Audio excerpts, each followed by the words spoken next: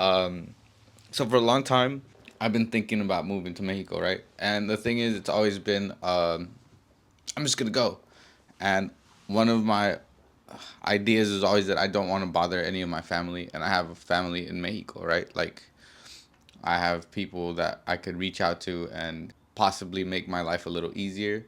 And for a long time, and I don't know, I still don't know what how I feel about that. I have a specific uncle that I'm thinking about that he's been rooting for me. He was in a sticky situation where I'll get into that some other time, but basically he's back and his family lives in nearby. I'm in California. They live like an hour away. But he's been back in Mexico for about maybe going on to 2 years or something. And so the thing about this is that this has been, and sometimes I forget little details like this, but it's been such a thing that I've said for such a long time to anyone that would listen that people who ignored it for a long time now think about it, right? And they're like, yo, he was right. So that uncle, when my parents got divorced, that uncle was like, he's not my blood uncle. He's married to my aunt, which is my mom's sister. But that uncle and my cousins, who are a little bit older than I am, they took me under the wing basically when once my parents got a divorce and stuff. And so, right, and so like that's how I stumbled across this. So my uncle's all, and he gave me my first car. He taught me how to drive stick, like a lot of things, right? Where he like stepped up as a dude to like recognize that yo, this was probably gonna be a good thing for him, right? Whatever. He didn't have to do that, and he did, and I'll forever be grateful. So that uncle is the one that moved back to where we're from, and so for a long time I was thinking about going and just doing it solo and figuring out how to land there and just somewhere random. Like I was just gonna go and set up shop somewhere random. Like Merida was a lot. Like I'm gonna be honest, Merida is still top of mind. It's somewhere that I wanted to try out, but I don't have family in Merida. The Yucatan is far from where I'm from. I'm from Jalisco, so I would have I have family in like Querétaro. I have family in um, Lake Chapala, in Puerto Vallarta. But I have family in a bunch of different places, but it's just the Yucatan is one of those. My dad's in Sinaloa, so like there's family all over the place. My dad is the last on my list because that's the last person I would hit up, literally, right? But for me, I feel like I could go, and Merida is where I had researched, I had thought about, I had explored. It was just like having to start all over and then not having to worry about like favors from family members or like bothering getting in their way and just like because I feel like it's gonna be a very me time to like focus what happened to me. You know what I mean? And so I think about all these things, and I try not to, whatever. So I just didn't want to take over someone's space. I wanted to figure things out. I didn't want to have like, right. I just wanted to just settle and do this on my own and figure it out. And so the part of the problem with that is that I'm not alone in all of this stuff. I have a partner. My wife is coming with me, right? And my dog. And so my wife, all she's ever known, the only place she's ever lived is here in the United States. So as we go through this and now as it becomes more serious for her, I think that for a long time because she has the ability to come back, it never sank in, and so she never prepared like the way it was probably smart for her to prepare or to think about these things. And so as she sees my office emptying and she sees like me making these sales and getting rid of things that she probably assumed that I would never excel, it gets a little more real for her. And so last night she's like, "Yo, I'm scared." And so I was like, "Yeah, and that's fine. I'm scared too, bro." And so like we had to talk these things out. And so it's just like a course of events. Yesterday I made a video at work, and I mentioned that I thought my dog was having seizures, and then when I got home, I don't know if he was having seizures, but he was having a terrible time, and we thought like he was on his way out last night, the same dog. And so he woke up super dope this morning, but it's not looking like he's gonna recover. He's 17, you know what I'm saying? So it's like little signs of the universe. I always talk about the alchemist. It's just like it's not that I really look for the signs of the universe, but it's like my sister went got her green card, came back. My mom fell today, and while my sister was on the way to go whatever. And so she said she busted her eyebrow. I'm not sure. I didn't have my motorcycle is at the shop, so because I'm gonna sell that too, and it's getting some work done, and so I'm immobile. So like I had to talk about all these things because with the dog being sick yesterday, I was gonna take my wife to work because my wife is still working. And so it's all these things that I'm coming to terms with and aligning. And so my wife and I were talking about this. And so today, when I talked to my mom about her injury, my grandma is here from Mexico, and my grandma comes with a message from that uncle saying that there's these places that are hiring, and they're like, and he's like looking out for me, right? And I don't know if it's because he's lonely now, it's been a while, and he, you know what I'm saying, his family's here, they have entire lives, and I don't know if it's believable that I started. My mom tells them about these plans, and my mom is like, I have to tell my mom these things. I've been talking to my mom about these things. My mom's never pushed back. She's actually encouraged me in these thoughts, right? But it took her a long time to get to that, and so it was talking about it for such a long time that eventually I convinced her, and so she tells that uncle, and that uncle's just like, let him know he has a place to get, that he owns a house and stuff, and he's like right by my grandma. My grandma is a dual citizen, so she just travels back and forth, but my grandma's house is going to be there, and my mom is going to have, she has more than one house, there's an inheritance. And so like there's a property that I grew up in when I was a kid, and it's like farm, and i I've said it in these videos before that like that's one of my goals, that I just want to like tend a farm and make money off of selling eggs to the Americans at triple the price. I'm kidding, of course, but there is a big expat community nearby where I'm from. And so I'm taking all these things into consideration. And so yesterday, in talking to my wife, she just mentioned it again. And I told her it's based on assumption, on her own assumption. But she kind of mentioned that she wouldn't want to just go somewhere where I didn't have any family. Like for her peace of mind, she would like for someone to be there for us to understand the like, you know, she knows that I have cousins there that are similar age as me, and two female cousins that were her age and stuff. So it's just like, and they speak English and things like that. So like she's thinking about it. She knows that their sister who lives like a city away from us, and so and we hang out. And so I think that's part of it. That it's because I was so focused on Merida and going there, and that's where like it's happening right now.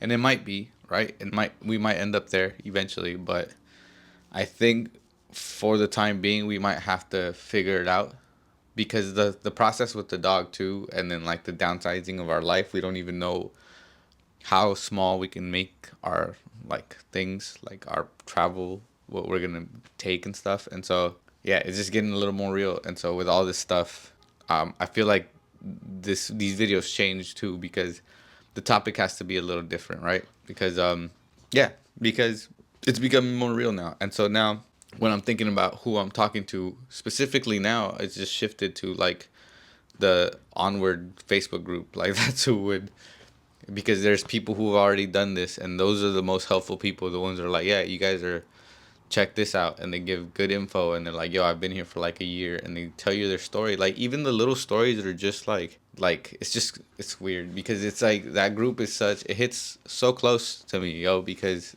they're like the only group in the world that you don't need to apply context to what the fuck you're saying, right? You say, yo, like I have this degree, like you see it all the time, right? You see like these people go on there and they're like everything that America instilled in our thinking that was going to lead to success, right? But it's like, I don't know. And it's maybe something that I'm interested in just because of the philosophy and the psychology that happens to us, because it's like everything that was instilled into our American psyche about what it is to be successful, right?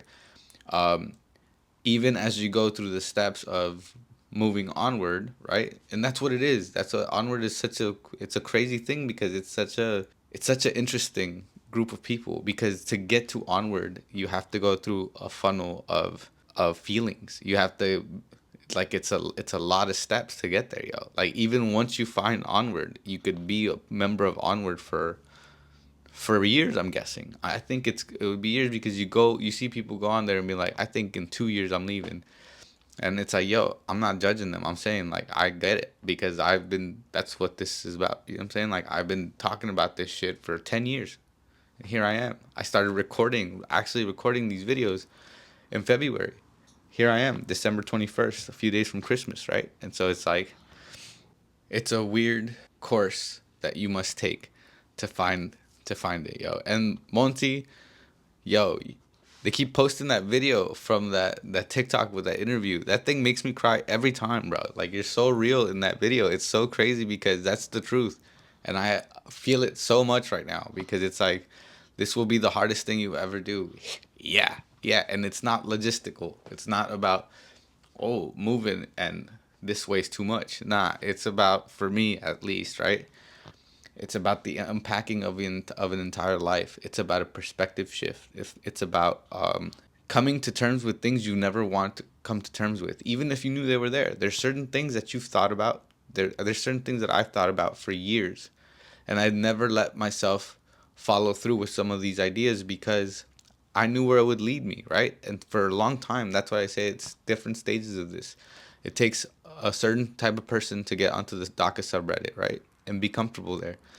You could see it in the DACA subreddit when someone comes up with these ideas of onward and stuff. People don't take it to, people aren't on your side usually. People will like, yo, there was on the Facebook, on a private Facebook group about the subject, about wanting to leave. Someone was talking shit. Like, it's just weird. It's like, why come to this space if it's for like-minded individuals, bro? And you are not outstanding because you're standing out, because you're going against the grain, because you're just an asshole, right? So it's just a crazy thing. I'm just trying to explain that to get to the level of onward, that level, right? That tier of ready, like it, because it's more than just being fed up. It does have to do with that. The frustration and all the things that come with being undocumented and being on DACA and being whatever it makes you feel, whatever that frustration, that ugliness, that why I can't explain it. That feeling that everyone who's experienced it knows, right? It takes a certain amount of that to get to a point where you're like, you know what? Maybe the grass ain't greener, but I don't give a fuck. Like, I'm just tired of this grass. Maybe I don't even want grass. Maybe I want some dirt. Maybe I want to go and live on a houseboat. I don't know. Yo, like, the point is that it takes a certain way to feel. And as soon as you feel that, your perspective changes. And I don't know if it's good or bad because you become more delusional that maybe the grass is greener, and then that becomes a problem because you're just trying to figure out a way to make your goal align with what you feel, and that's what you spent the last 30 years trying to do here.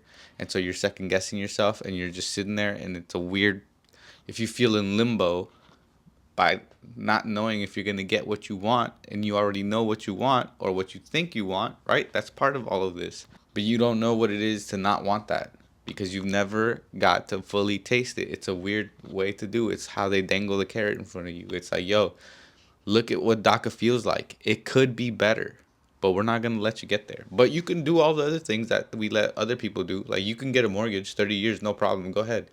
But every 2 years, we're going to put you on eggshells and watch you dance and see if you could smile while you do it. And then maybe we'll approve, and maybe you won't get laid off. We'll do it in time.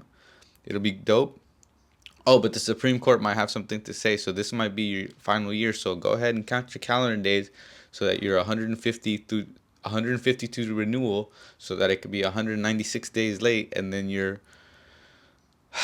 HR department keeps asking you for an update, and finally they put you on leave of absence, and now you lost your job. We know the story, yo. We know the story, and if that's what you live like, and you're like, yeah, this is just what we go through. This is normal.